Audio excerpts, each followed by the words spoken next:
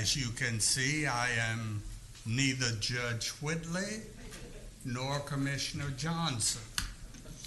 But since they're both unavailable this morning, it falls to the next senior member of the court to conduct this meeting. That would be me. I am Roy Charles Brooks, County Commissioner, Precinct 1. Just call me third in line. And to my colleagues, Commissioners Fickus and Allen, the Rook. Still. Your time is coming. Your time is coming. I ask you all to bear with me this morning.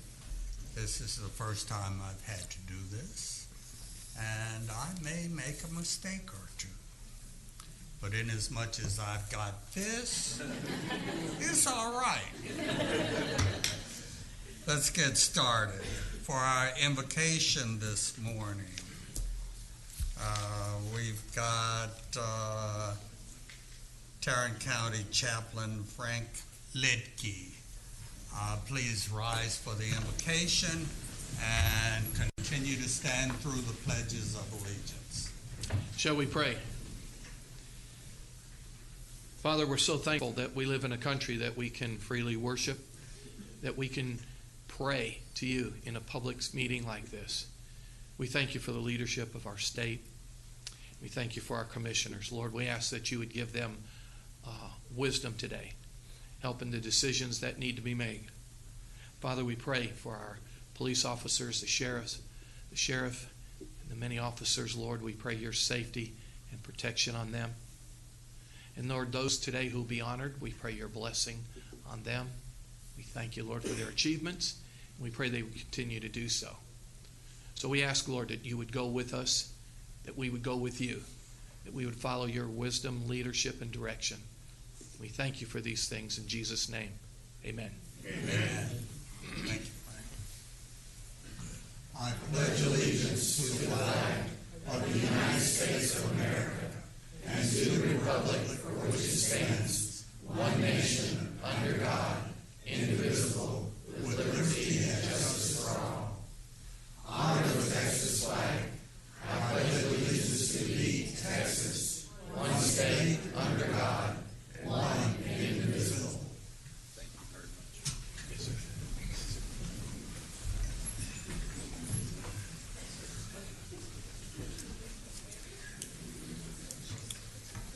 Okay, Mr. Manius, agenda announcements. Thank you, Commissioner. Just one quick note. We asked that the clerk note in the minutes that we do have a quorum with 3 members present. Okay. Members of the court, we have 2 announcements as it relates to the... We did not call the roll, did we? Let's call the roll. Commissioner, we got you covered. No, let's call the roll, Mr. Manius. If you would step down just a moment. Absolutely. Clerk, call the roll. Glenn Whitley, County Judge. Roy Charles Brooks, Commissioner, Precinct 1. Present. Devin Allen, Commissioner, Precinct 2. Here. Gary Fickus, Commissioner, Precinct 3. Here. J.D. Johnson, Commissioner, Precinct 4. Constitutes a quorum. Thank you. Mr. Manius, go ahead.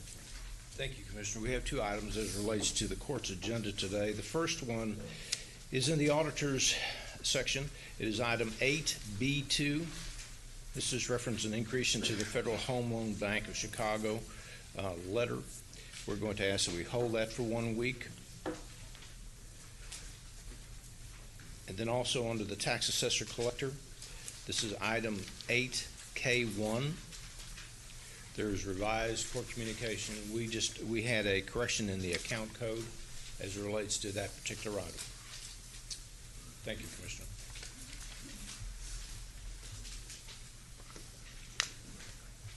Sorry, GK, will you repeat that last one for the 8K1? Yes, ma'am. It's under the tax assessor collector. It's 8K1. There's a revised court communication. Okay. We made one minor correction on there. There was an error on our part on the account code, and we corrected that account code. But we're going to go ahead and consider this item today. Absolutely. Thank you. Okay. Very good.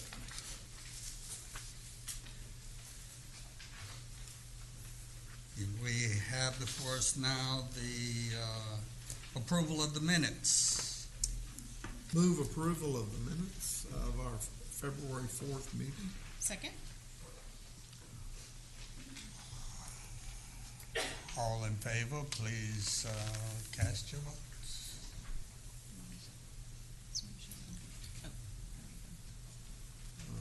Excellent.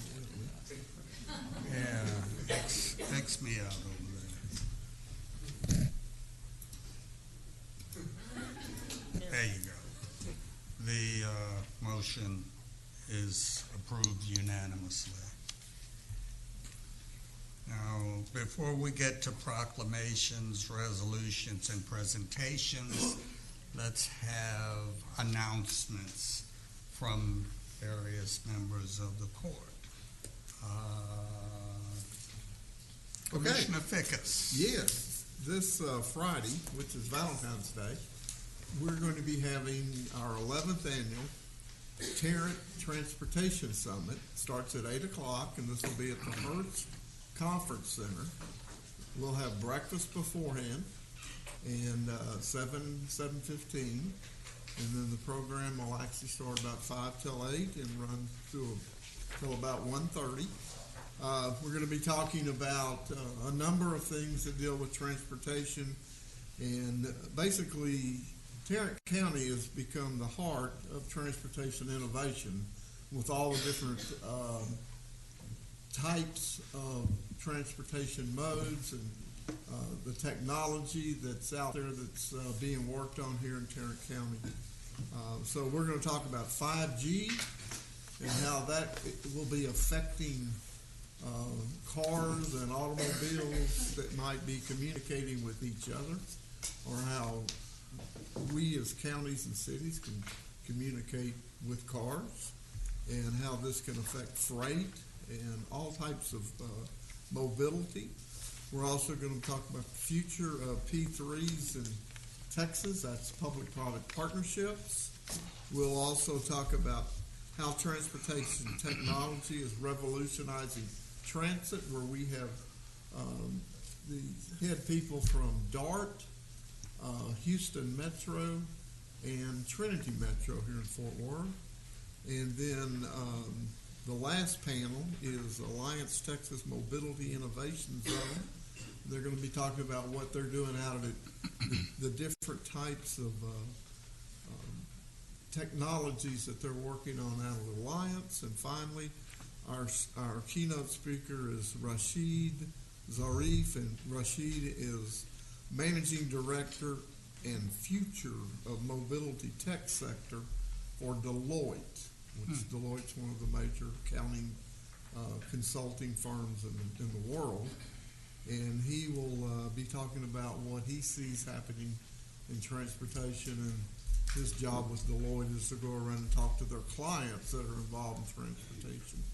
So and he and his team have just gotten back from Davos, Switzerland, where they did presentations there at the tech conference that was there 2 weeks ago. So it's going to be a big day, and if you would like to try to come, contact my office, and we can get you a ticket.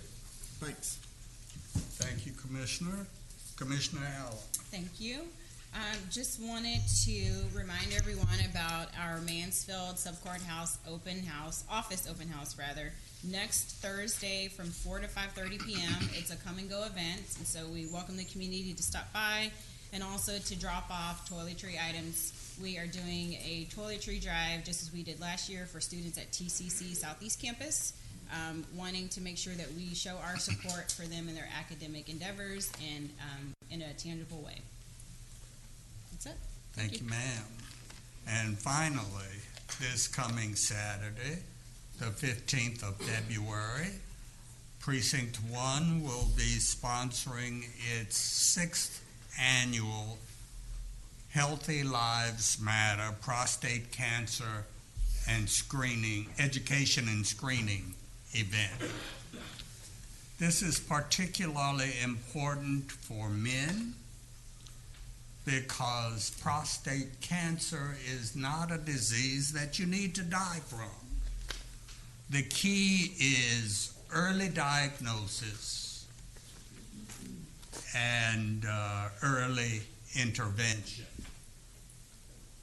On Saturday, the 15th, at the Moncrief Cancer Care Center at 400 West Rosedale, West Magnolia, I'm sorry. You will have the opportunity to be educated about prostate disease and to be screened. Now, as my executive administrator would say, this is not the magic finger, men. This is a blood test which will give us some indication as to whether you need further investigation, counseling, and or treatment. So come out on Saturday, February the 15th, 10 o'clock, Moncrief Cancer Care Center, 400 West Magnolia Street. Free to the public. Free, free, free. Hope to see you. Okay, moving right along. Commissioner Allen, you've got your Richard Green Scholars this morning. I do. Well, and I started off this morning at Mayor Williams' 5th annual prayer breakfast, where I saw Mayor Richard Green and Sylvia Green and told them that we would be recognizing some of the students that participated in the program. So they were very glad to hear that. So as some of you may remember, these very talented high school students visited us last fall, I believe, when they were observing their county government at work. And so we've asked them back because they are near the completion of the program, which is still a little bit of ways away, but they're really busy with everything on their plate. So we wanted to be sure to recognize them before they graduate. And so with that, I'm going to, as I share the name of the student and a little bit of information about them, if you would just make your way to the podium, and then I will present everyone with your certificates at that time. And then, of course, I want to recognize Beverly Shriver, who's over the Richard Green Scholar Program and many other efforts at Arlington ISD, so thank you for your leadership. First off is Blessing Roland. She is a student at Arlington High. She is ranked 19 out of a class of 630. I'm going to name their schools or areas of interest, and so especially if you see that there's some way that you can be helpful to these students, then please contact Beverly. Blessing would like to attend Tulane and focus on microbiology and business to become an endocrinologist and own her own home health business. Second is Aaron Runnels, a student at Bowie High. He's ranked 46 out of 554 students. He is interested in SMU, Texas A&M, Lisa McMillan, Texas A&M, yeah. Florida A&M, Florida University, UNT, or Oklahoma State to study business, entrepreneurship, and culinary arts. Sophia Mendoza from Lamar High School. She is ranked 7 out of 646 students in her class. She is interested in medicine and politics, local or state, and is interested in serving at the local or state level and to influence healthcare advancement. So you can stay around here. Yes, indeed. Yes. Second is our other Sophia Lee from Martin High School. She is ranked 28 out of 837 students. And she is interested in attending Rice or UT Austin and major in biochemistry and serve as a pediatrician. And then Jose Rayoso, a student at Sam Houston High School. He's ranked... Yes. Ranked 79 out of 804 students in his class. He's interested in medicine, law, and environmentalism. And then last but not least, she's been interning in our office helping with community outreach, communication, scheduling, is Yuvia Diaz, a student at Seguin High School. And she's ranked 13 out of 368 students, and she is interested in law. And just like me and probably some others in this room, she'll be the first person in her family to earn a college degree. So please join me in a round of applause for these students.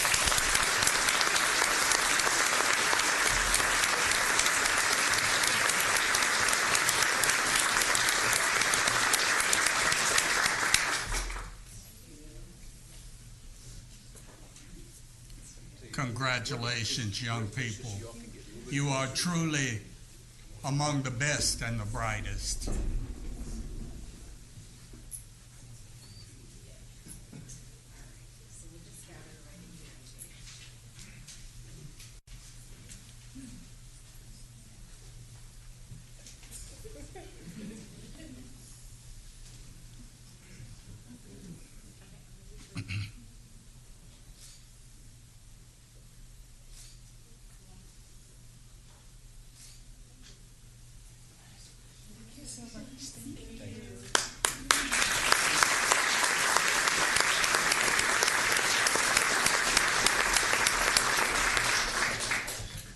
Thank you, Commissioner Allen, for bringing these young people down to see us again.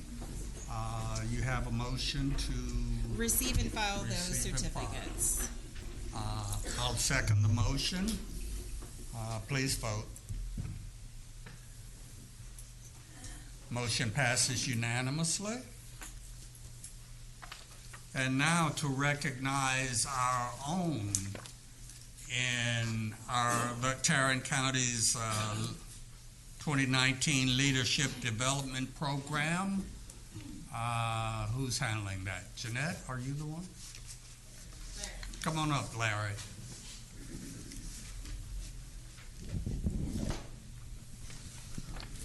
Good morning. Good morning, Larry. It's hard for me to believe this has been going on for 20 years. I wasn't here in the beginning, but this is the 17th group of classes that we've had going on to develop leadership skills, county policy, and one of the things that they do of major importance is to create or to research an area outside their own department, so they don't remain in a silo the whole time. So we're going to introduce them, have them come up and receive their plaque.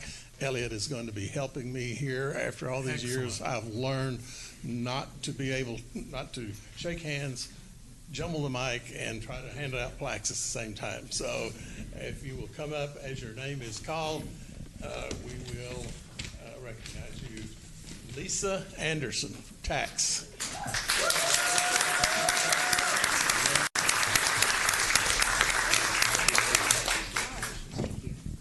Make a circle back here behind us.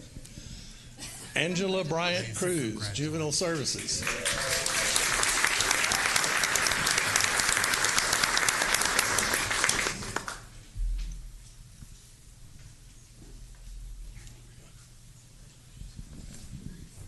Clarence Bullocks. He's with the Constable Precinct 3. Not sure that Clarence is with us today. Jimmy Cantu, Domestic Relations, not with us either. Okay. Ashley Clark, Sheriff.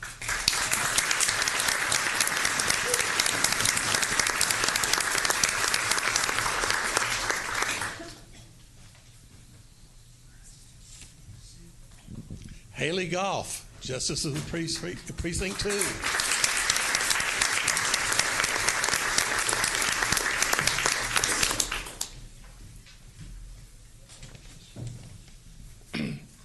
Maria Gonzalez, tax.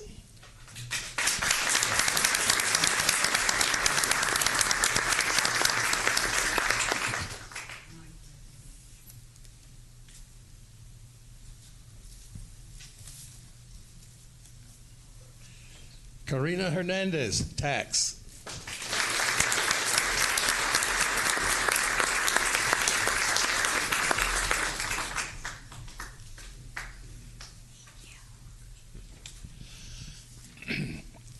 Monica Lugo, Sheriff.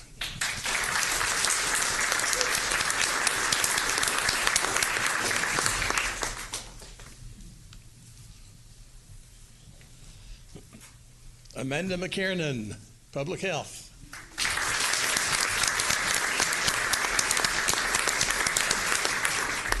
I think there was a promotion there somewhere too.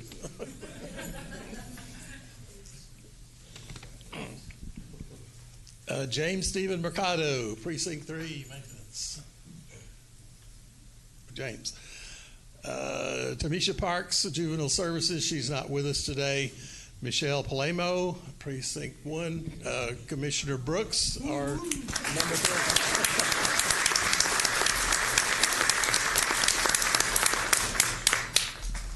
3. Leon Polk, Commissioner Brooks.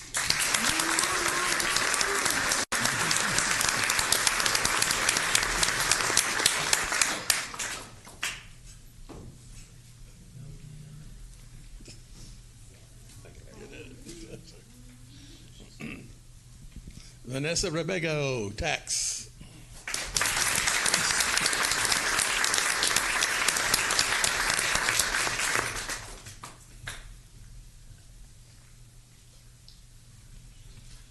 Crystal Ramirez, Tax.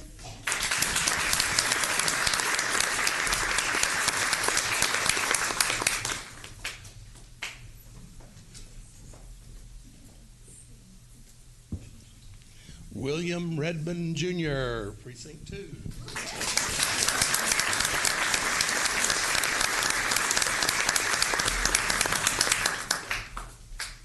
Go, Billy. Diane Senick, Information Technology.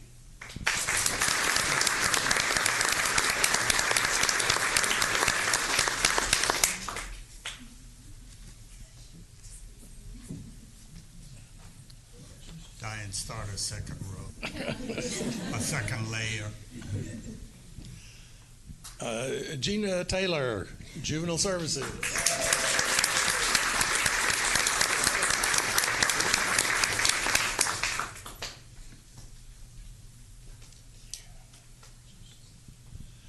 Leticia Trevino, Domestic Relations.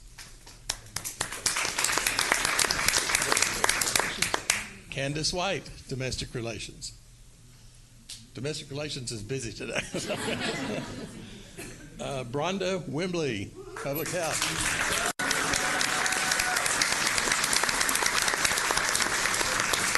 She's a little shy.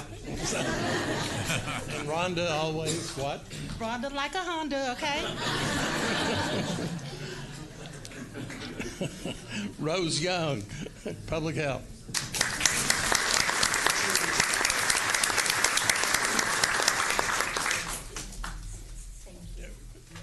And that's the group.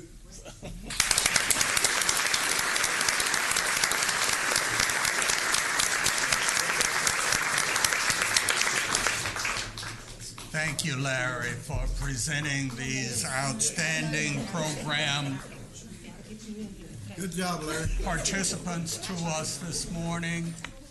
This program is an excellent way for us to invest in our own staff, to help them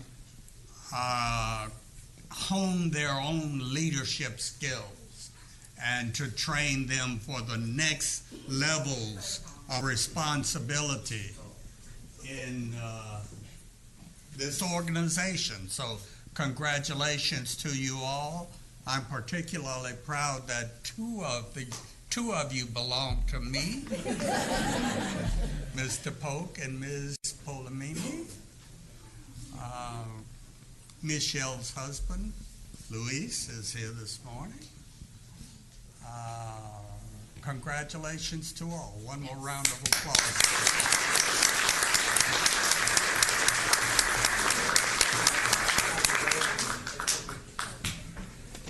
Could I have a motion to receive and file? So moved. Second. Please vote. Motion passes unanimously.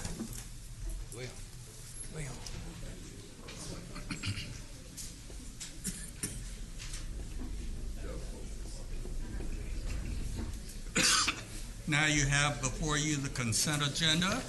What is your pleasure? Move for approval. Second. Please vote. Motion passes unanimously. Before we go to the body of our agenda, we received notification yesterday evening that Neil Strassman, who spent many years as executive administrator to Judge Whitley, has passed away. I ask your prayers for Neil's family, and if it's okay with the members of the court, we will close court today in honor of the memory of Neil Strassman. Mr. Manius. Thank you, Commissioner. Members of the court, we have 3 items for you this morning. First item, we're requesting that the court approve a TechShare Court 2020 resource sharing addendum between Tarrant County, TechShare Local Government Corporation, and the various participants. Move for approval. Second. Please vote. Motion passes unanimously. Members of the court, on item number 2, we're requesting that the court approve an amendment to the Tarrant County game room regulations. What this does is it makes some technical and operational changes, which include the code compliance officer as a listing in that particular ordinance. And Commissioner Brooks, we do have an audience I do participation. have an also. audience participation on that. Could I get a motion first, please? Move for approval. A second. We do have an audience participation form. Would Ms. Rebecca Travis please come forward? Ms. Rebecca Travis.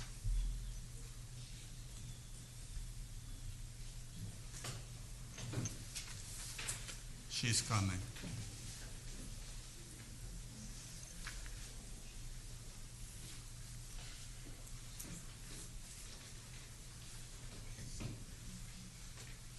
Thank you, Ms. Travis. Please come forward and state your name and your address for the record, please.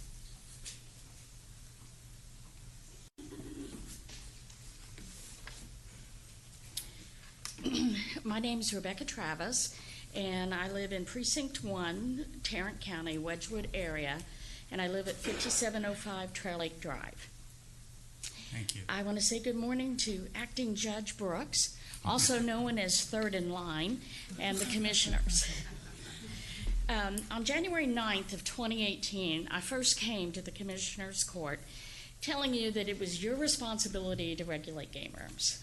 And I came and I gave everybody a nice little folder with all my research in it, and I brought my little map on, why this was a problem and why it was your responsibility. And I asked you to give us those regulations. And I came back later in 2018 and spoke to you. I came again a year later in January of 2019, February 2019, and saying, hey, we're still waiting on those regulations. How are they coming?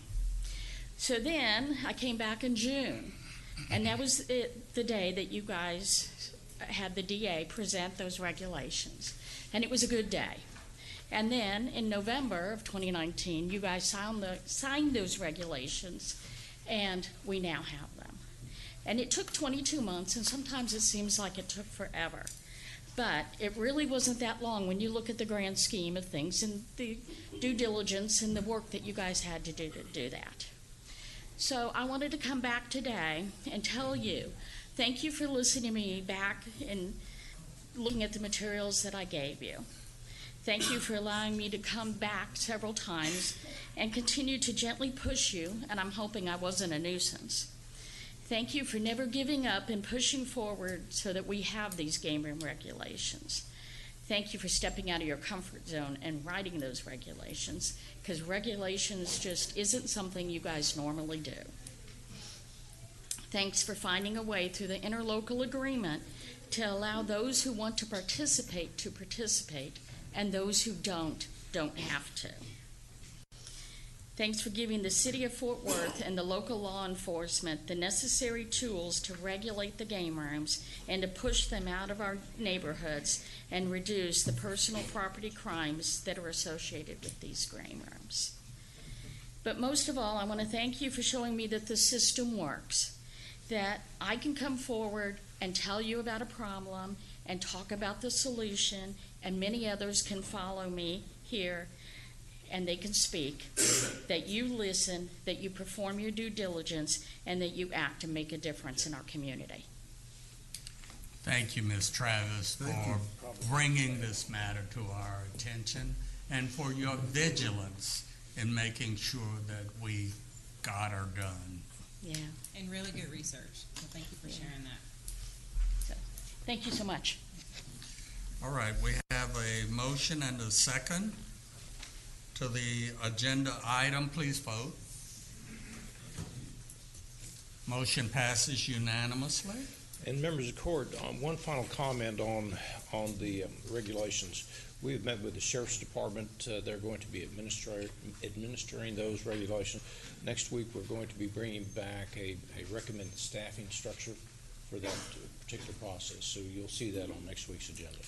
And so far, we passed one interlocal agreement, I understand. One so far, but we're working on I several understand there are different many cities. others in the works. That's correct. Members of the court, we can go to item number 3. Ms. McMillan is going to present that at this time. Ms. McMillan. Good morning, Commissioners. Good morning. This morning we're asking for your approval of the issuance of Series 2020 Hospital Revenue Bonds issued by the Tarrant County Cultural Education Facilities Finance Corporation for Cook Children's Medical Center in an amount not to exceed $260 million. The proceeds of these bonds will be used to refund all or a portion of the Tarrant County Cultural Education Facilities Finance Corporation Hospital Revenue Bonds issued in 2010, and the new money portion of this issuance will be utilized for the development of a new 7-story medical office building that will adjoin the west side of the existing Dodson Medical Building that's located adjacent to the Cook Children's Medical Center. This new building should open in April of 2022. As you know, the issuance of these, the approval of this issuance is solely for IRS tax purposes, so that the bonds can be tax exempt, and there is no liability to Tarrant County for repayment of these bonds. Move for approval. Second. Question, we do have a letter of agreement to abide by our hub policies. We do. Okay. Any further comments, questions? What's the fee revenue For these bonds the county will receive? $10,000. the county receives an application fee of $10,000, and I don't. Randy, you want to, the Cultural Education Facilities Finance Corporation, there is also a amount that goes for that issuance also.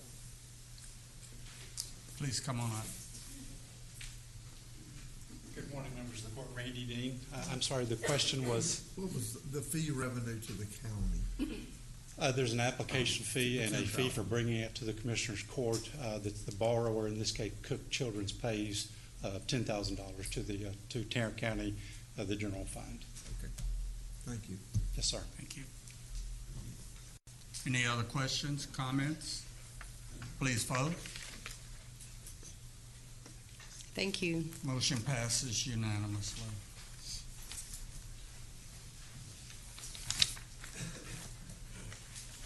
Ms. Tidwell.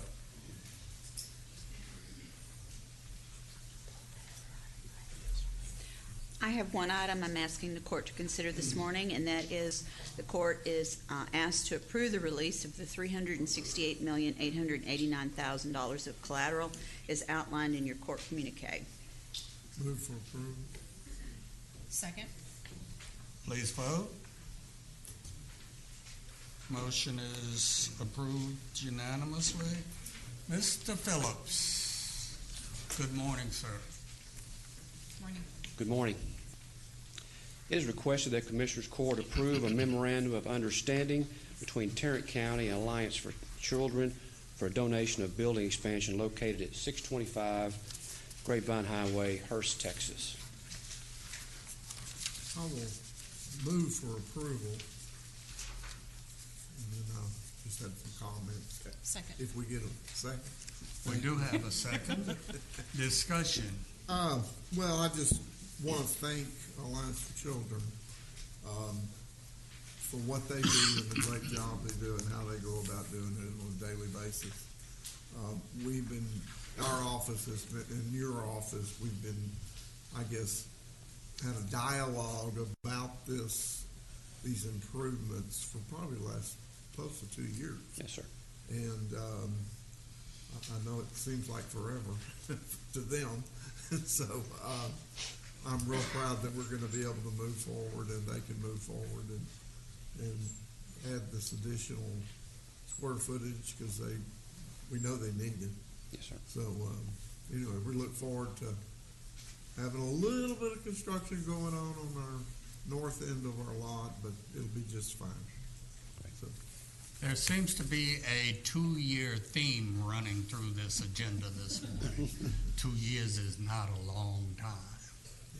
Any further comments, questions? No, I think it's a great partnership. Please vote. Motion passes unanimously. Move to receive and file the personnel agenda. Second. Please vote. Motion passes unanimously. Ms. Glenn. Good morning and thank you. So in continuing with the 2-year theme, I have 2 additional items for court. The first would be item 2. We're asking the court to approve a waiver of terminal benefits. This is for Constable Precinct 1. Constable Clark is requesting a waiver of approximately 336 vacation hours effective February 12th, the details of which are outlined in your communique. We are estimating net savings to the general fund of around $324. Move for approval. Second. Please vote. Motion carries unanimously. Then our third and final item, we are asking the court to approve a change in the table of organization for the 396th District Court as well as the Sheriff's Office.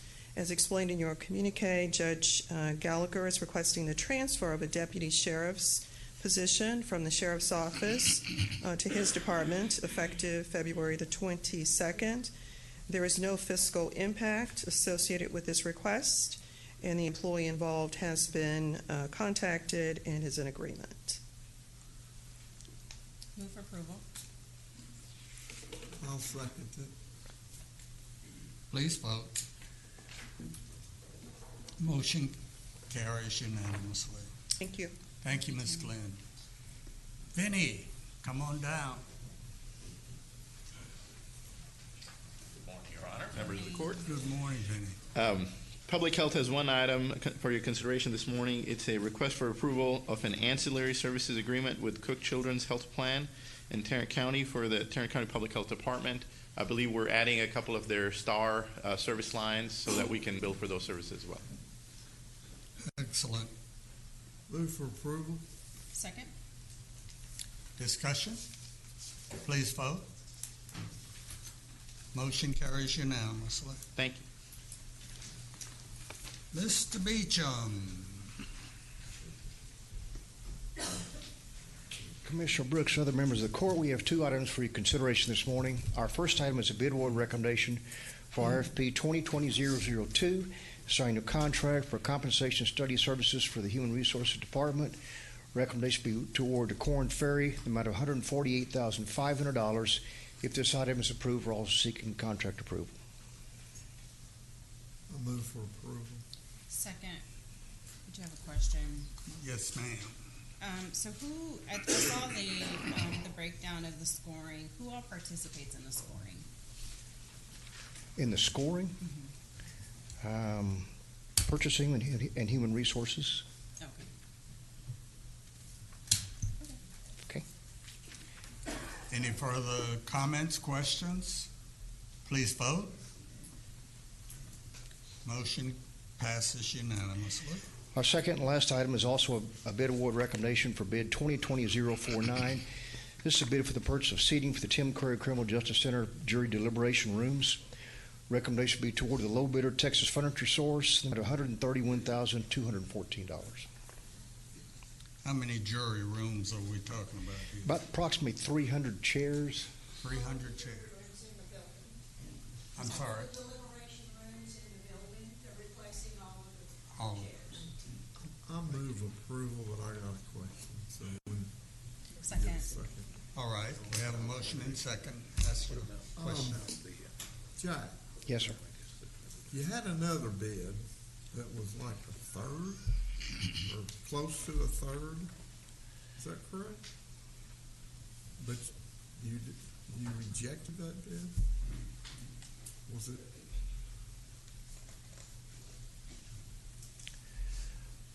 From WRG, is that the one you're looking at? Well, I guess, I'd have to, let me go to it, see.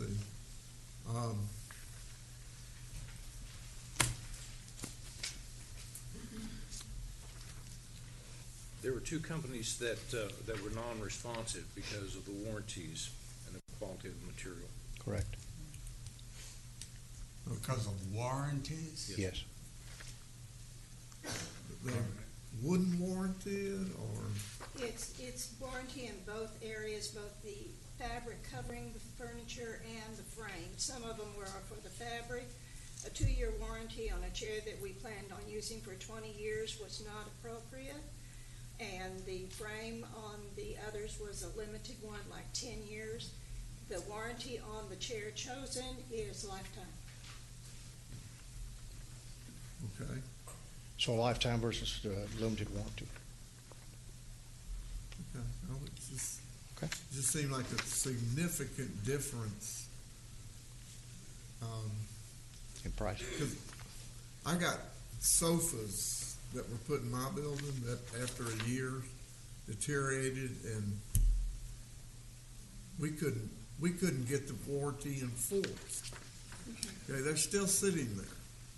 Okay, and after in the back of our building, so we didn't pursue that warranty. I don't know if you guys pursue y'all's. And The chairs that are existing in the rooms now have been there 20 years. Uh-huh. So they're replacing them with chairs that, Okay. again, will have at least Okay. that Well, amount just of time. with that big of a price difference, I was wondering exactly what the issue was. That's it. Okay. It Thank would you. seem that, in reference to Commissioner Fickus's remarks, that whenever we go out for a large furniture contract, say on a new building, we should get a lifetime warranty on the furniture. We should spec that. They don't.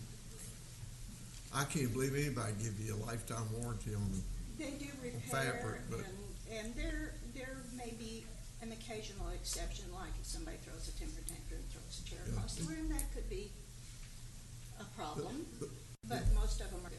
the products in our building, they were, I said sofas, that's not really what they were. They were seating areas for the downstairs lobby. Yeah. And they just totally deteriorated within a very short period of time. We can look into it again. So, Let's pay Anyway, attention to different deal. warranties going forward. Go ahead.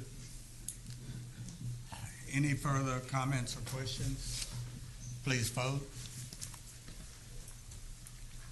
Motion passes unanimously. Thank you.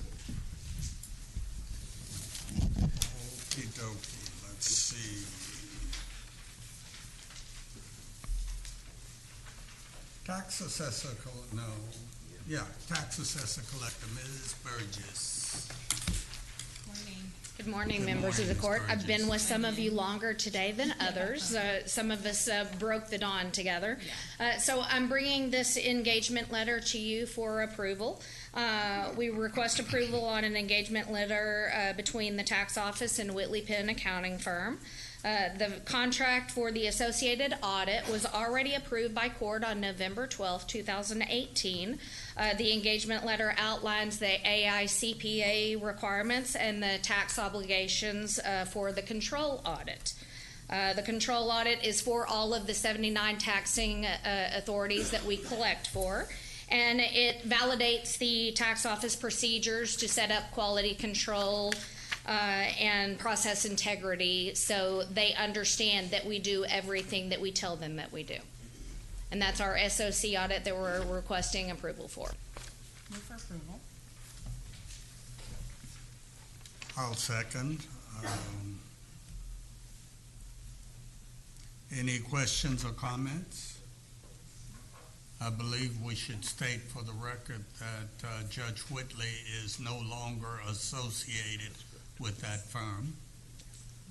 I think hasn't been since. Hasn't been for several 15 years. or 16. Right. We brought it to the court's attention so you could approve the attached letter as well. Right. Please vote. Motion carries unanimously. Thank you. Thank you, Ms. Burgess. Interlocal agreements, I've got one this morning with the City of Forest Hill, which is item 8M1 A and B. I will move approval of that. Second. Please vote. Motion carries unanimously. Commissioner Fickus, you've got Yes. several. I have 3 interlocal agreements. 8M2, A, B, C, D, E, F, and they are with the cities of Hearst, Euless, and Bedford. And I move for approval. Second. Please vote. Motion carries unanimously. Commissioner Johnson has an interlocal agreement, 8M3 A and B. He would have us ask if the district attorney's office has approved this agreement. Move for approval. Second. Please vote. Motion carries unanimously. Appointments. Commissioner Fickus, you have one this Yes, I morning. do have an appointment to what I think is probably one of the most important boards, which is Child Protective Services. I am appointing James Jim Fletcher from Colleyville, Texas. Mr. Fletcher has been expressing interest. He and I have discussed this for off and on for about the last 18 months, and I didn't have an opening. And we now have an opening, and I am appointing him. Move for approval. I'll second. Please vote. Motion carries unanimously.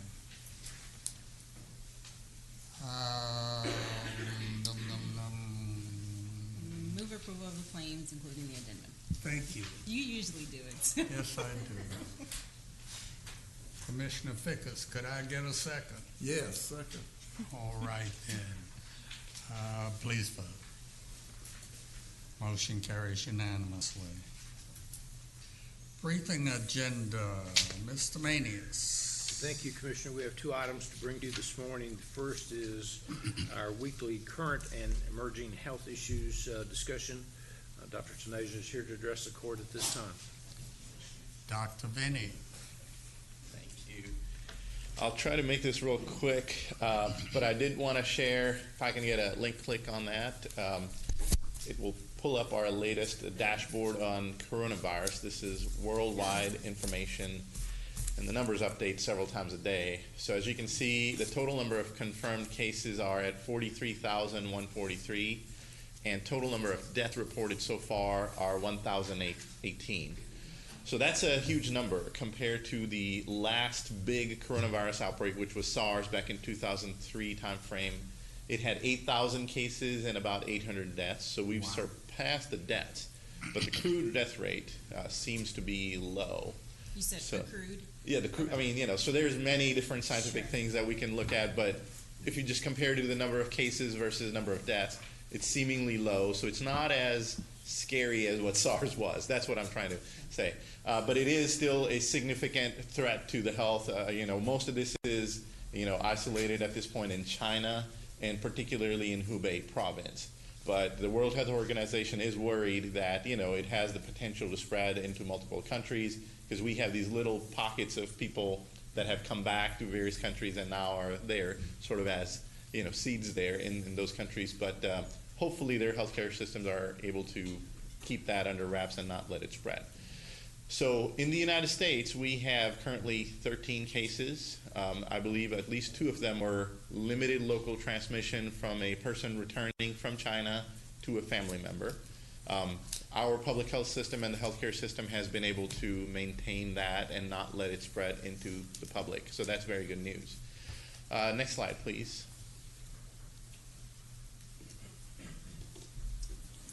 Takes a second to exit out. All right, we're back in business. So this obviously, the numbers change. I put this together on Friday, so this is already old.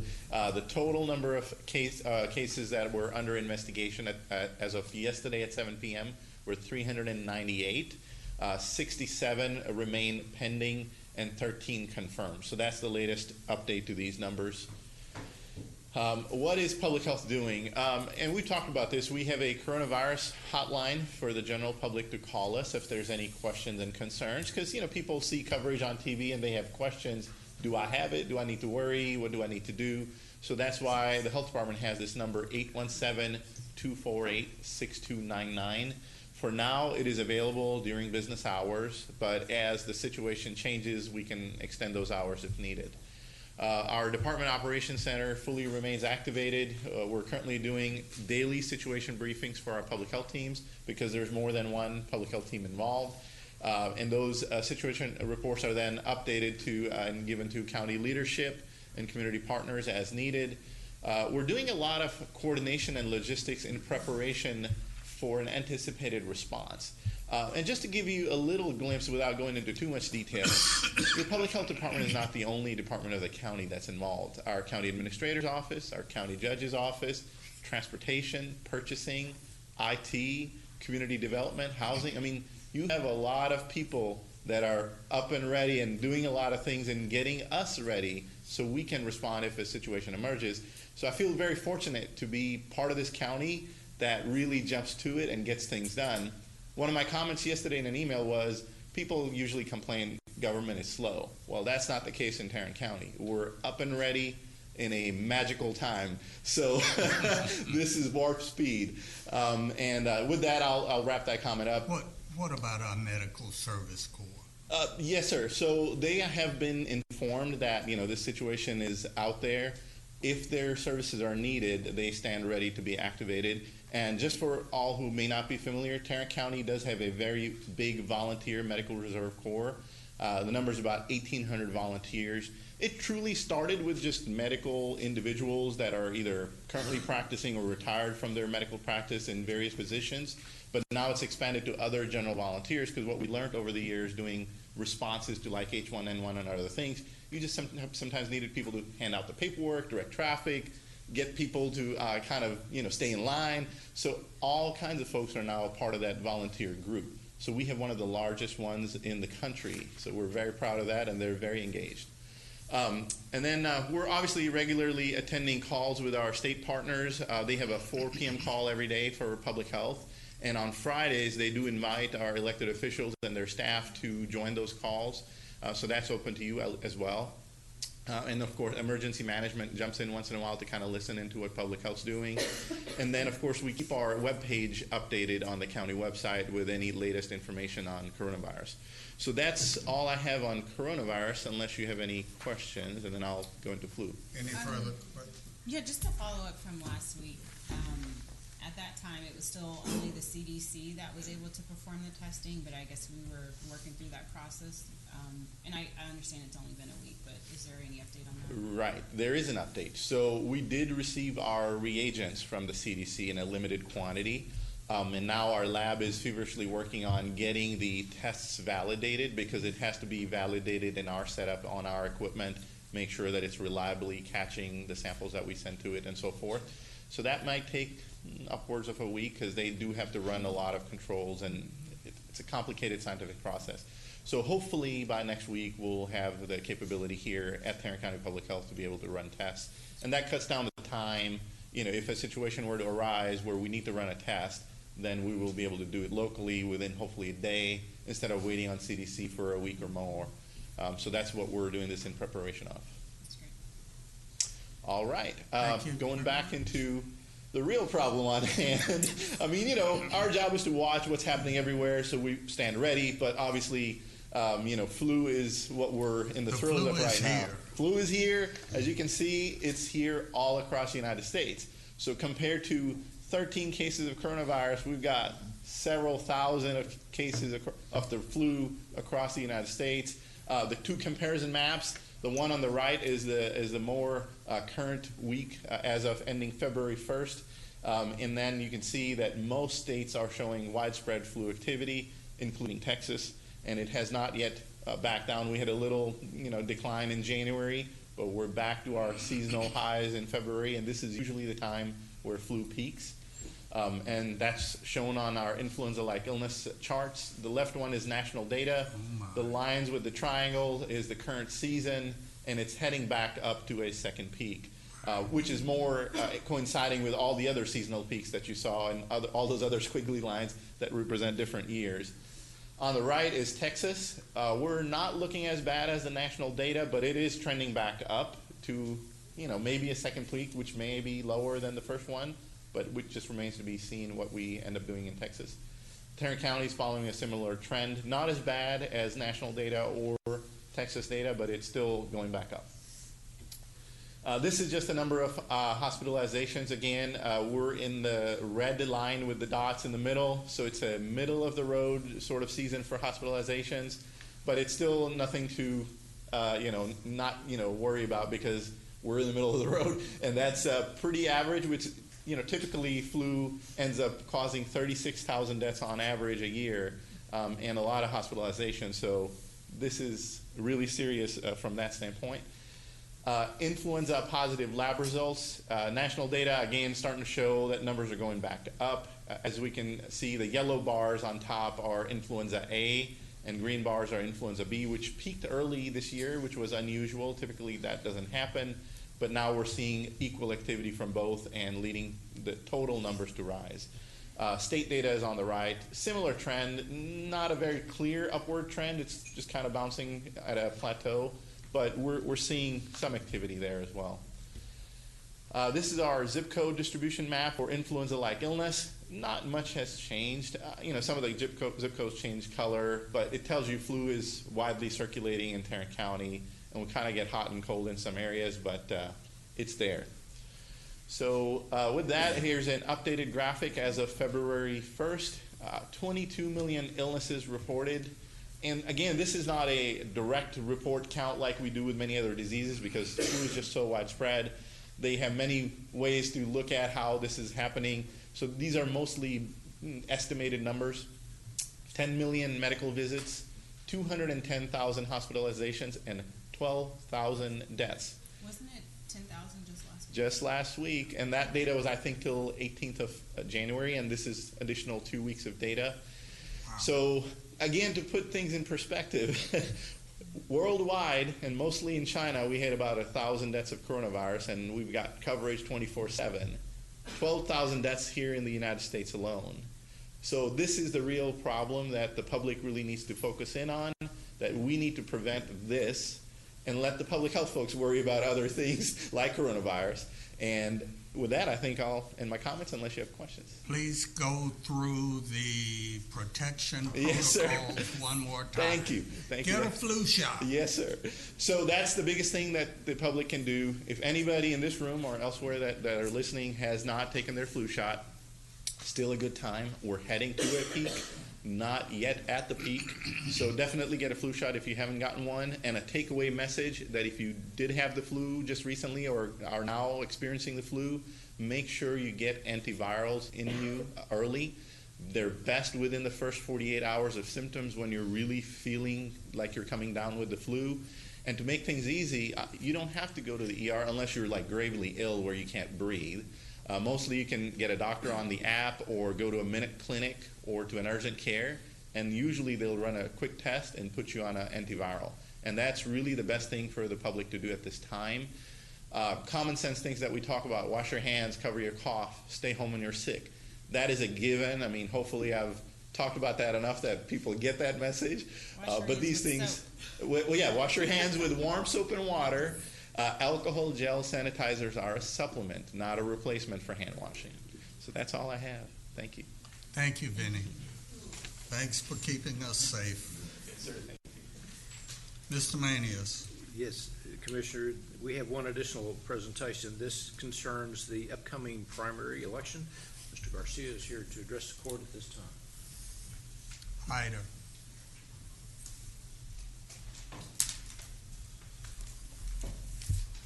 Morning, Honor, members of the court, everyone. I come here today to just give you a brief synopsis of what's going on and how we are preparing for the primary election day, March 3rd, 2019. So just a few numbers, and mostly to answer questions if you have any. 2020, what did I say? 2019. Yes. It's early. That's what happens when you try to turn the page before you read it. Okay, so since what has happened since last November, 2019? We have right now 1,159,178 registered voters as of last night. Since November, that's an additional 23,321 new registered voters in Tarrant County. We've had a little over 3,500 cancellations and almost 45,000 updates. Cancellation? People who have moved out of the county, who have registered another county or in the state and have told us I'm no longer in the rolls. And about 45,000 updates, so people who have moved, updated their address, their registration in any way. These numbers are, as of last night, we have issued a little over 16,000 absentee ballots. Those 16,000 have been about 10,784 for voters that have requested a Democrat ballot, and 5,515 have requested a Republican ballot. Just as a reference, in 2016, the total number issued was 20,541, and in 2018, it was 21,942. So we actually issued more absentee ballots in November 2018 than we did in November 2016. In both those elections, we had about 16,000 ballots returned to us. Right now, we have we have 3,452 that have come back. I do think we're going to get to that 16,000 number, just that most of them come in on the last week that they can be received. So expect a lot of that. The Signature Verification Committee starts meeting tomorrow to start processing those return envelopes and verifying those signatures.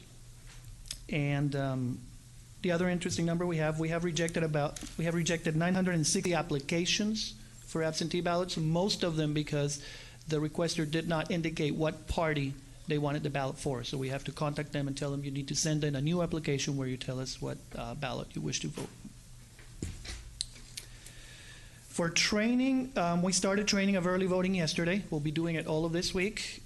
Early voting starts a week from today, Tuesday, February 18th.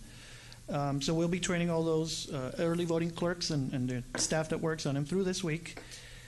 Training for Election Day starts on Monday, President's Day, next Monday, and we'll be doing that for 2 weeks through February 29. We have 24 sessions scheduled right now for a total of almost 1,500 poll workers to be trained. And the phone bank staff that works with us to take those calls on Election Day and during early voting, they started with us on February 6th, and they'll stay through March all the way past the election. So they're already helping us do some of the tasks, configure the equipment, and get everything ready, and that's part of their training, right? So when they get a call from a poll worker that says, I don't know how to turn this on, they've done that a lot, and not just gone through the training, but actually have hands-on on it. Training is one of the most important pieces of getting ready for early voting and for Election Day.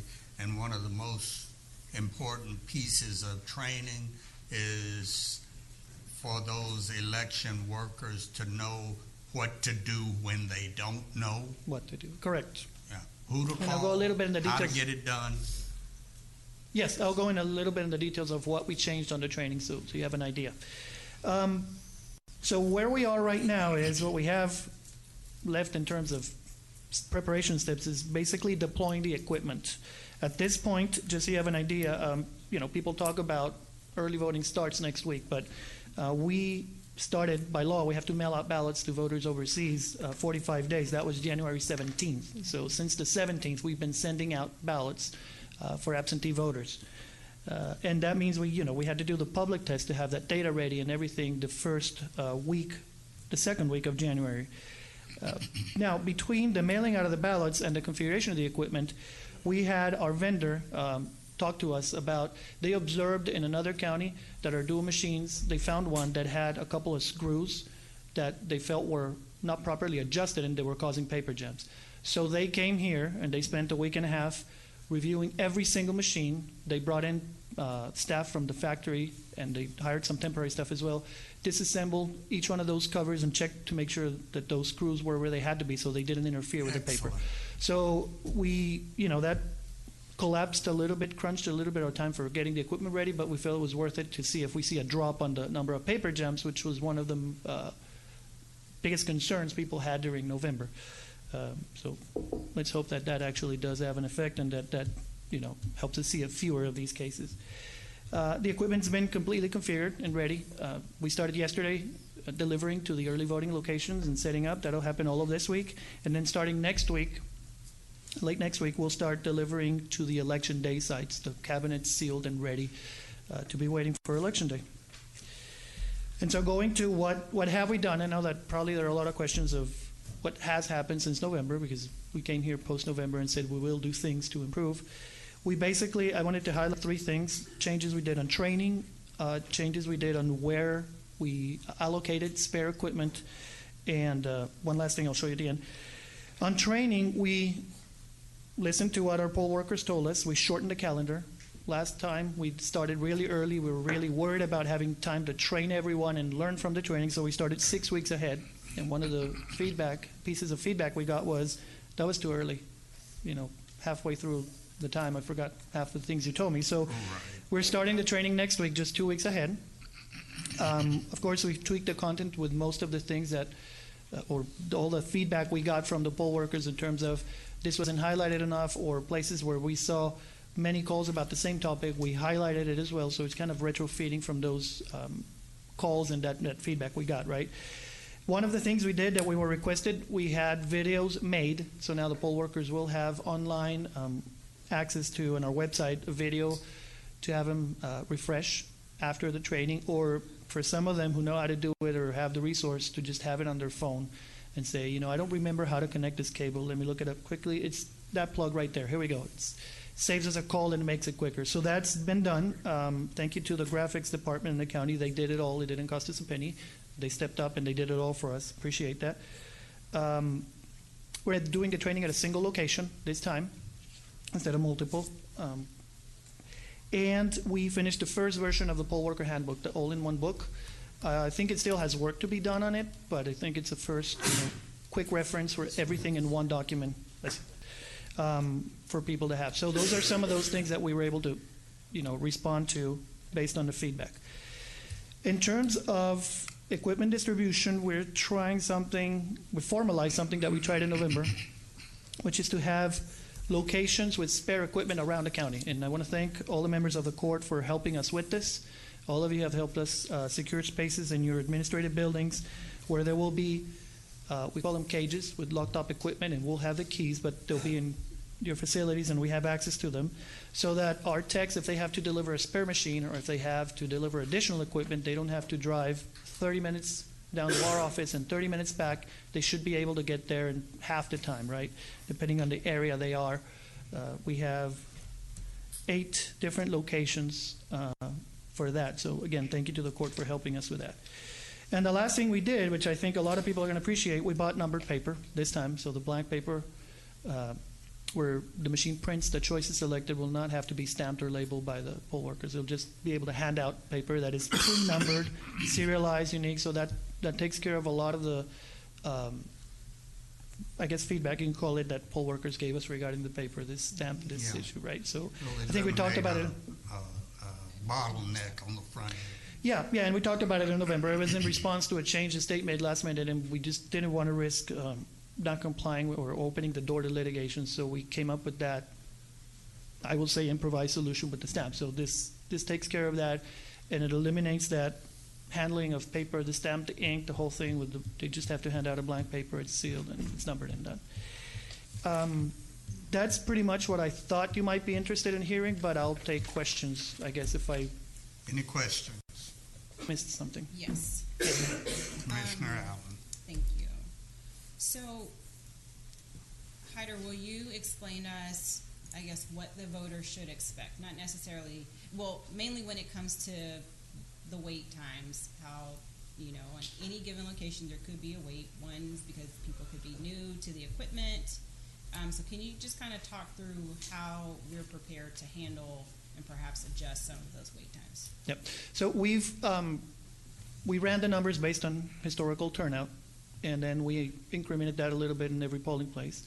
For places that are early voting locations that we are retaining on election day, based on what we saw in November, we just went crazy and put a lot of equipment as much as we could, because we saw places like the Arlington Subcourthouse, Keller Town Hall that had increases of 1,500% or up to 2,000% compared to what had usually been there.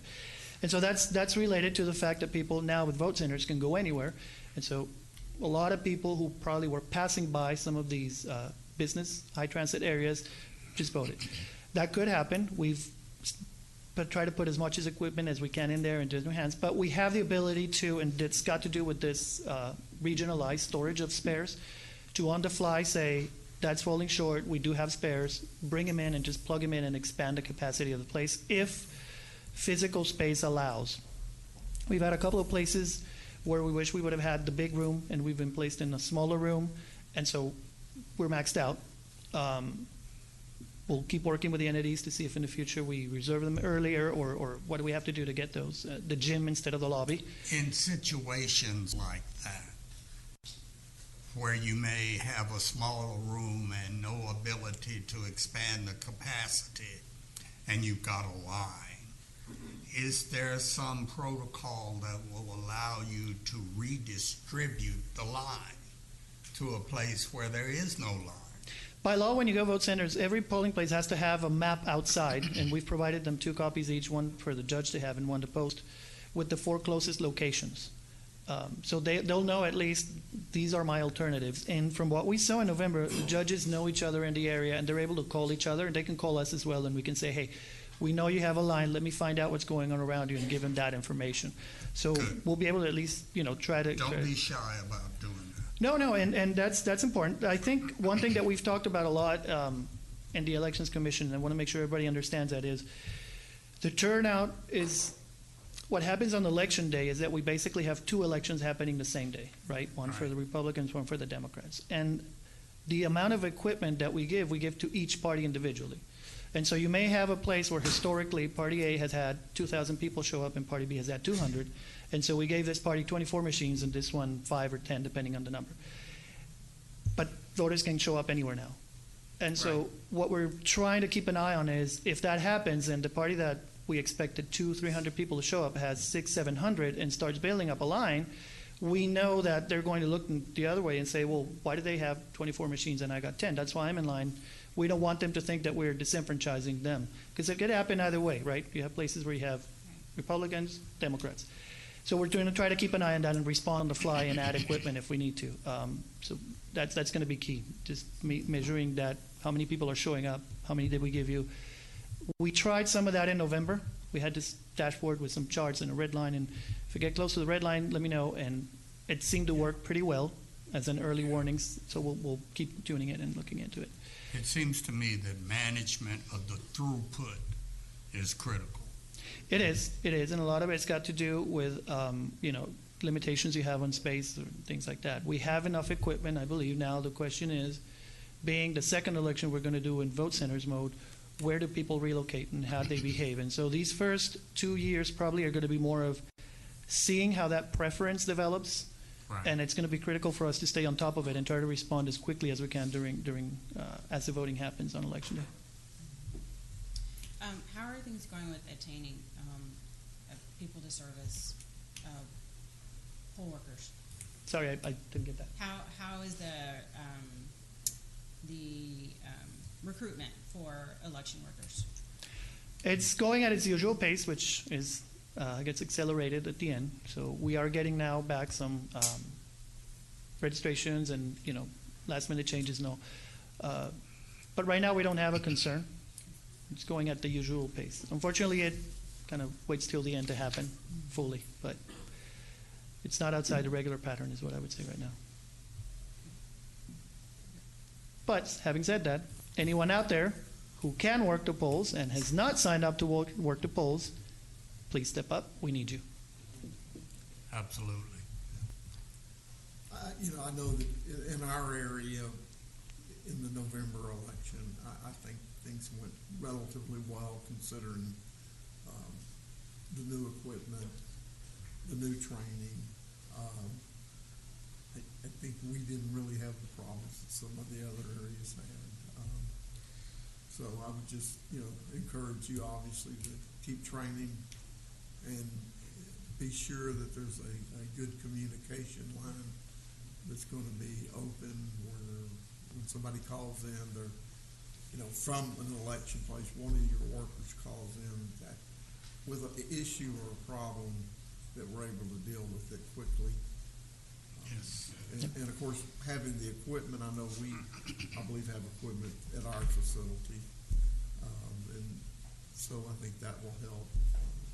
And I think that was a good idea to do that. So we'll see. I think the real test is still not the next 2 weeks, but November.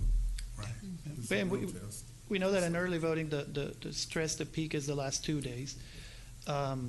And what that does is it gives us a preview of what we need to fine tune in that 2-3 day period in the middle before we hit election day. So it kind of builds up, the first weeks of early voting at a slower pace. You're finding little things if you need to and adjusting. Then you see how those adjustments work under the stress of the last 2 days. Then if you need to, you have that window, the last 3 days to again fine tune and see things like, we thought people were going to take 6 minutes to vote and they're taking 7. Well, what does that mean? We need to add one more machine everywhere because it has an impact. So we can take that real data from that week and say, do we need to factor in something else we haven't seen? I would encourage you and your staff to be flexible and to be nimble so that we can respond quickly when problems, bottlenecks occur. No, do. And the two parties have been great working with them to prepare for this. I mean, both sides have been just fantastic in terms of understanding that to make this work, in a map of a single list of locations where both parties are, everybody just wanted to make it work. And so to the two parties as well, thank you for all the help. I just wanted to add that I guess over a 2 or 3 week period, we hosted 4 elections equipment demonstrations. And by and large, the response from folks who attended that had very positive things to say about the process, the experience, and the equipment. So hopefully that's an indicator for how others will feel about it as we see perhaps increased participation leading into the primary. So, thank you for your team. Thank you to your team for y'all's work on that. We'll tell them. Thank you, Hyder. We hope everything goes smoothly and we claim it in advance. Knock on wood. Thanks, Mr. Manius, anything further? Not at this time, Your Honor. All right. Now we will recess into closed session to discuss items under sections 551071, 55. Okay, having returned from executive session with no more business to conduct, we will adjourn today's meeting in memory of Neil Strassman, former executive administrator to County Judge Glenn Whitley.